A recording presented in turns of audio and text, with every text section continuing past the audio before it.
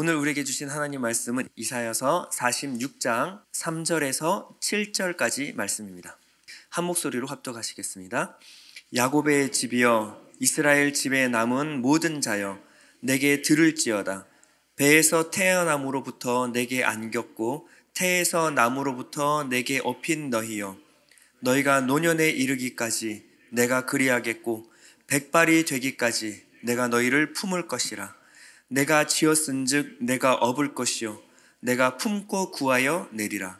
너희가 나를 누구에게 비기며 누구와 짝하며 누구와 비교하여 서로 같다 하겠느냐. 사람들이 주머니에서 금을 쏟아내며 은을 저울에 달아 도금장에게 주고 그것으로 신을 만들게 하고 그것에게 엎드려 경배하며 그것을 들어 어깨에 메어다가 그의 처소에 두면 그것이 서 있고 거기에서 능히 움직이지 못하며 그에게 부르짖어도 능히 응답하지 못하며 고난에서 구하여 내지도 못하느니라. 오늘 본문 46장 1절에서 2절에 보면요, 우상에 관한 이야기가 나옵니다. 1절에 보면요, 벨은 엎드러졌고 느보는 구부러졌도다. 이 벨은요, 바벨론의 우상을 말합니다. 그리고 느보는 이 우상 벨의 아들을 상징하는 것이 바로 느보입니다. 이스라엘 백성을 지긋지긋하게 타락시켰던 것이 있다면 바로 우상 숭배입니다. 우리는 이 우상 숭배하면 어떻게 하나님을 믿는 사람들이 우상 숭배를 할 수 있는가라고 생각할 수 있을지 모릅니다. 또는 우상 숭배라고 하는 것은 옛날 과학이 발달하지 않았을 그런 시대에나 있을 법한 이야기라고 생각할 수가 있습니다. 그러나 우리도 신앙생활을 올바로 하지 않으면 누구나 하나님을 섬긴다 하면서도 우상을 숭배할 수가 있습니다. 모세가 산에 올라갔을 때 아론이 금송아지 우상을 만들어서 하나님 삼자라고 말했습니다. 그때 이스라엘이 우상을 어떻게 얘기하냐면요, 우리가 우리를 위하여 우리를 인도할 신을 만들자. 자, 그들이 하나님을 이해하는 것이 무엇이냐면 애굽에서 온 풍요의 신 그 금송아지가 바로 하나님이다라고 그들은 하나님을 이해하는 것입니다. 결국 우상은 인간의 욕망과 탐심, 이 탐욕이 만들어낸 거짓 신을 바로 우상이라고 말합니다. 이 벨이라고 하는 신은요, 뜻이 주님이라는 뜻입니다. 주님. 그러니까 진짜 이름이라기보다는 어떤 직위를 나타내는 것입니다. 그러니까 우리 마음속에 어떤 것이든 이 벨, 주님의 자리에 무엇이 올라갔는가, 이것이 중요하지 우리가 하나님을 어떻게, 어떤 이름으로 부르는가, 그것은 중요하지 않습니다. 하나님이 어떠한 신인가, 이 하나님이란 이름을 하고 있지만 자신과 자신의 욕망이 만들어낸 신을 우리가 주님이라고 부르면 그것은 바로 우상을 숭배하는 것입니다.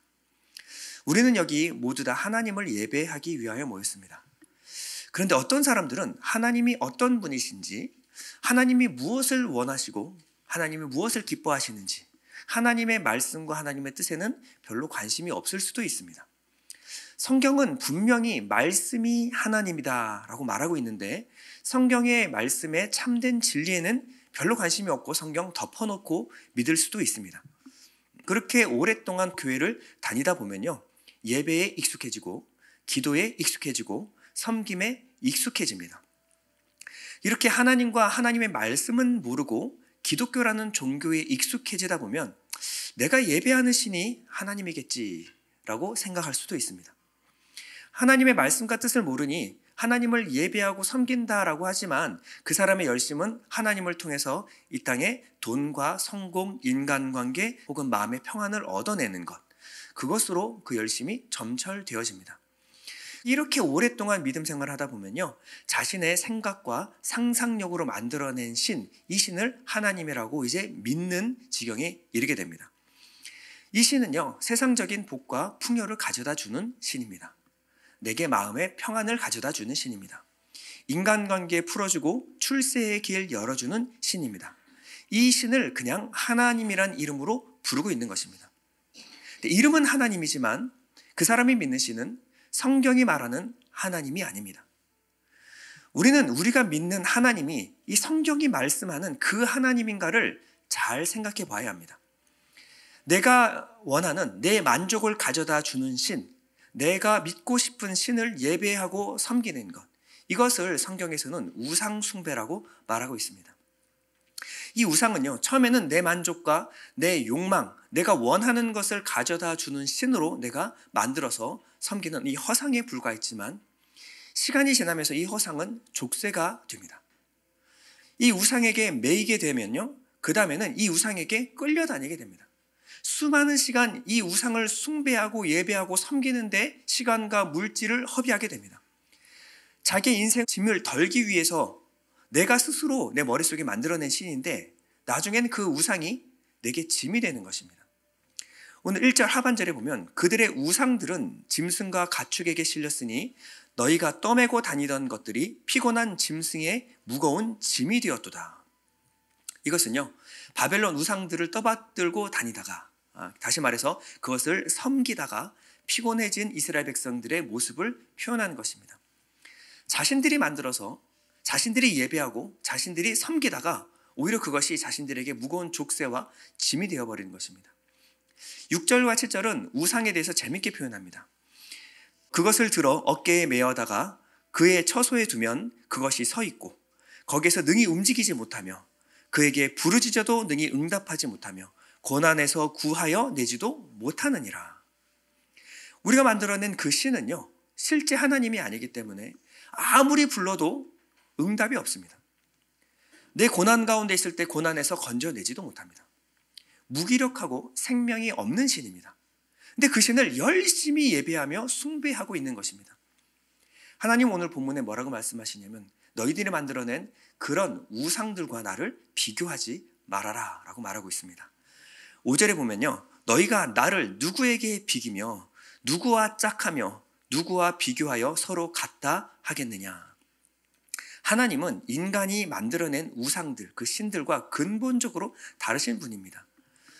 우상은요, 처음에는 이 종교는 처음엔 내가 뭔가 기도하면 모든 것을 다 가져다 줄 것처럼 보이지만 결국에는 우리의 삶을 더 피곤하게 만들고 힘들게 만들 뿐입니다.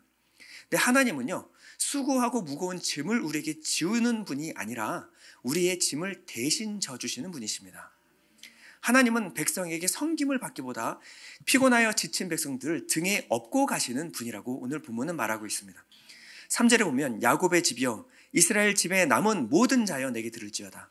배에서 태어남으로 내게 안겼고 태에서 남으로부터 내게 업힌 너희여. 하나님은 이스라엘 백성들을 업었고 그들을 안고 가고 있다라고 말하고 있습니다. 참된 신앙을 가질수록요, 우리에게 얻어지는 가장 큰 복은 바로 자유입니다. 우상은 시간이 가면 갈수록 우리를 속박하고 두려움을 주고 강요를 합니다. 그러나 하나님은 수고하고 무거운 짐을 대신 져주시며 우리에게 참된 자유와 평안과 안식을 허락하여 주시는 분이십니다. 그러므로 참된 진리의 복음이 우리 안에 울려 퍼지면요, 하나님에 대한 두려움이 사라지게 됩니다. 우상들에게 사로잡혔던 모든 속박과 무거운 짐으로부터 자유케 됩니다. 올바로 하나님을 알고 올바로 하나님을 신앙할수록 하나님 안에서 누리는 평안과 안식을 누릴 수 있게 되는 겁니다. 3절 하반절을 보면요, 배에서 태어남으로부터 내게 안겼고 태에서 남으로부터 내게 업힌 너희여 라고 말합니다. 자, 배에서 태어남으로부터 내게 안겼고 라는 것이 무슨 뜻일까요? 바로 우리는 하나님의 아픈 배로 낳으셨다라고 말하고 있는 것입니다. 다시 말해 너희는 내 배로 낳은 내 자식이다 라고 하나님께서 말씀하고 있습니다. 예수를 믿으면 우리는 하나님의 자녀가 되는 권세를 주셨다라고 말하고 있습니다. 이 하나님의 자녀가 되는 권세는요, 그저 법정에서 방망이 3번 땅땅땅 치고 하나님이 선언해서 너는 오늘부터 내 자녀라고 말하는 것이 아닙니다. 하나님은 십자가에서 하나님의 그 고통과 희생을 치러 아픈 배로 우리를 낳으신 것입니다. 하나님의 아픈 배로 낳은 자식은 하나님이 어떠한 경우에서도 절대 버리시지 않습니다. 뗄래야 뗄 수 없는 예수 피로 예수 생명으로 하나 된 혈연 관계이기 때문에 피는 물보다 진한 것입니다. 하나님은 절대 우리를 떠나지 않는다라고 말하고 계십니다. 그러므로 하나님은 우리를 사랑하신다라는 표현에는요, 하나님이 내 인생을 끝까지 책임지신다라는 뜻이 함께 포함되어 있는 것입니다. 하나님은 그저 낳아놓고 네 마음대로 살아라 하고 무책임하게 우리를 내버려 두시는 그런 부모가 아니십니다. 하나님은 끝까지 책임지시고 끝까지 사랑하시는 분이십니다. 그래서 3절과 4절에 보면요, 내가 내게라는 말을 계속해서, 나라는 말을 계속해서 강조하십니다. 3절 보면요, 야곱의 집이여 이스라엘 집에 남은 모든 자여 내게 들을지어다. 배에서 태어남으로부터 내게 안겼고 태에서 남으로부터 내게 업힌 너희여, 너희가 노년에 이르기까지 내가 그리하겠고 백발이 되기까지 내가 너희를 품을 것이라. 내가 지었은즉 내가 업을 것이요 내가 품고 구하여 내리라. 하나님은 우리 삶을 끝까지 책임지시겠다는 말씀입니다. 과거에도 그랬고 지금도 그렇고 앞으로도 그렇게 하실 것이라고 주님께서 말씀하고 계시는 것입니다. 하나님이 우리를 어떻게 책임지시고 어떻게 사랑하실까요? 첫 번째는요, 먼저 우리를 품고 보호하신다라고 말씀하십니다. 자, 4절 하반절 다시 보면요, 내가 지었은즉 내가 업을 것이요 내가 품고 구하여 내리라. 아이를 키워본 부모들이라면요, 언제 아이를 업고 언제 아이를 품어 안는지를 잘 알고 계실 것입니다. 보통 아이들이요, 평안하고 이제 잠들 때는요, 아이를 업어서 키웁니다. 애가 심정이 아주 안정되었을 때는 등에 업혔을 때 아주 안정감을 느낍니다. 아버지의 등에, 어머니의 등에 착 붙어서 떨어질 줄 모릅니다. 그런데 아이가 두려워하거나 위험한 순간이 오면요, 부모는 본능적으로 아이를 품어 안습니다. 그것이 부모의 본능입니다. 오늘 주님이 이렇게 말씀하십니다. 내가 품고 구하여 내리라. 하나님은 우리를 보호하여 내시되 그저 조건적으로 잘할 때만 혹은 의무감으로 우리를 지키시는 분이 아니십니다. 우리를 낳으신 우리의 아버지 하나님은요, 그 부모의 본능으로, 그 사랑으로 우리를 품어 안으시는 분이십니다. 우리가 위험하면요, 하나님은 어떠한 생각할 겨를도 없이 우리를 품고 구하여 내시는 분이십니다. 우리가 하나님의 등 옆에서 하나님의 품에 안겨서 걸으면 겁날 것이 없습니다. 이스라엘 백성들이요, 하나님의 품에 안겨서 하나님 등에 업혀 걸었을 때는요, 어떠한 위험으로부터 하나님께서 다 구원하여 내셨습니다. 이스라엘 백성들이 홍해를 건널 때 이스라엘 백성들이 발을 담갔기 때문에 홍해가 갈라진 것이 아닙니다. 이스라엘 백성들을 등에 업고 하나님이 함께 가셨기 때문에 바다가 갈라진 것입니다. 하나님이 함께 가시면 바다가 갈라집니다. 하나님이 함께 가시면요, 여리고가 무너집니다. 우리가 강해서가 아니라 하나님이 안고 업고 가시기 때문에 이런 일들이 일어나는 것입니다. 우리 2025년을 하나님의 품에 안겨서 업혀서 가는 은혜가 있으시길 축원드립니다. 우리가 할 일은요, 위험할 때, 힘들고 어려울 때 하나님의 품에 안기는 것입니다. 하나님 품에 안기면요, 두려움과 걱정, 근심이 사라집니다. 시편 55편 22절에 이렇게 말합니다. 내 짐을 여호와께 맡기라. 그가 너를 붙드시고 의인의 요동함을 영원히 허락하지 아니하시리로다. 그러므로 우리가 염려, 근심, 걱정할 필요가 없습니다.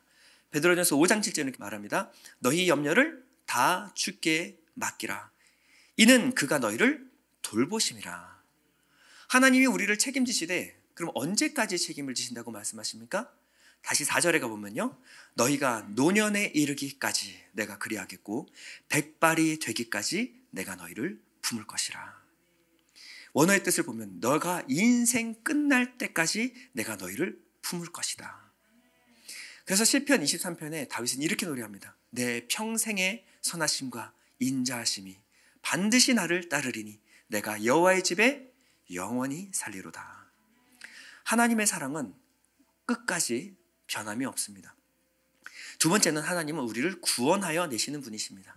오늘 본문 13절에 보면요, 내가 나의 공의를 가깝게 할 것인즉 그것이 멀지 아니하나니 나의 구원이 지체하지 아니할 것이라. 내가 나의 영광인 이스라엘을 위하여 구원을 시온에 베풀리라. 하나님이 품고 보호하시고 구원하시겠다라고 말씀하십니다. 근데 이스라엘을 어떻게 부르시냐면 내가 나의 영광인 이스라엘을 위하여 구원을 시온에 베풀리라. 저는 최근에 어떤 이제 장년부 한 분과 함께 만났을 때 장년부 한 분이 이제 자녀를 계획하고 계시다는 얘기를 듣고 참 축복해주고 축하해드렸습니다. 근데 한 가지 걱정을 하시는 게 있으시더라고요. 나이가 많아서 아이를 낳으면 자기가 나중에 한 60세, 70세 돼가지고 이 아이를 어떻게 양육할지 좀 걱정이 됩니다. 근데 제가 아들 진표를 낳아 보니까요, 제가 진표에게 주는 기쁨보다 진표가 저에게 주는 기쁨이 훨씬 더 큽니다. 사실상 주는 것은 저희가 더 많겠죠. 그런데 우리 부모는 자녀를 뭐라고 하냐면 너가 내 멸류관이다 라고 말합니다. 사실 부모가 허리 휘도록 키워서 보살피고 키웠는데 부모는요 자식을 볼 때마다 나의 멸류관이다 라고 말합니다. 하나님은 우리를 보고 뭐라고 말씀하시냐면 내가 나의 영광인 이스라엘을 위하여 구원을 시온에 베풀리라. 하나님이 우리를 어찌나 사랑하시는지, 하나님은 우리를 볼 때 뭐라고 하냐면 나의 영광을 너희에게 주었다, 내 이름을 너희에게 걸었다라는 겁니다. 그렇기 때문에 하나님의 택하신 백성은 단 한 사람도 하나님이 유기할 수 없는 겁니다.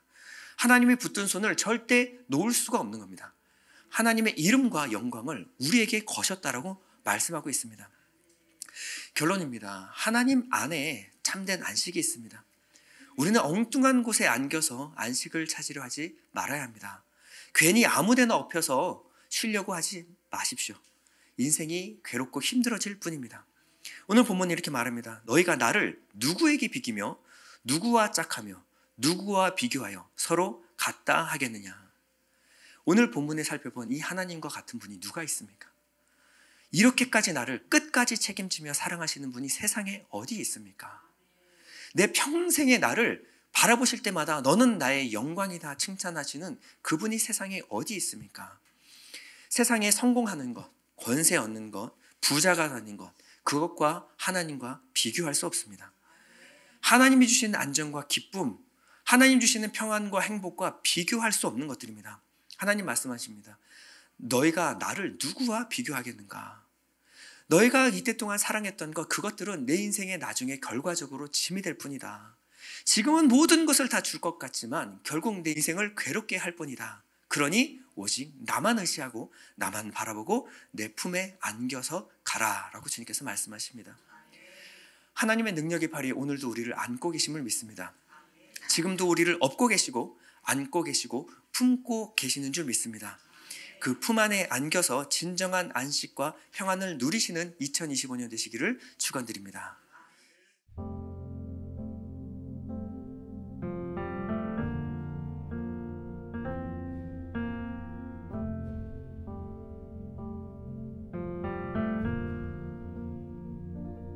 고난 내 영혼 편히 쉴 곳과 풍랑이 일어도 안전한 포구 폭풍까지도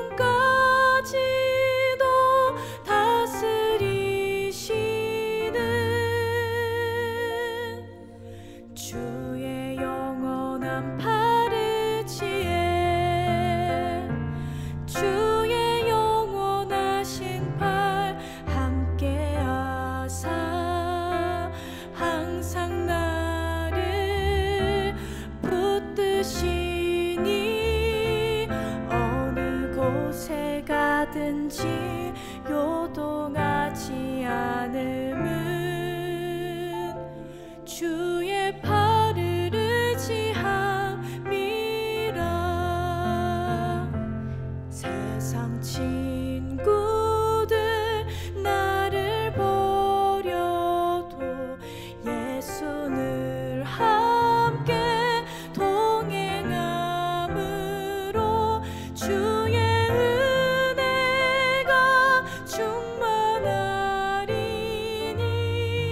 충만하리니 주의 영원한 팔을 지혜 주의 영원하신 팔 함께하사 항상 나를 붙드시니 어느 곳에 가든지 요동하지 않음은 주의 팔을 의지함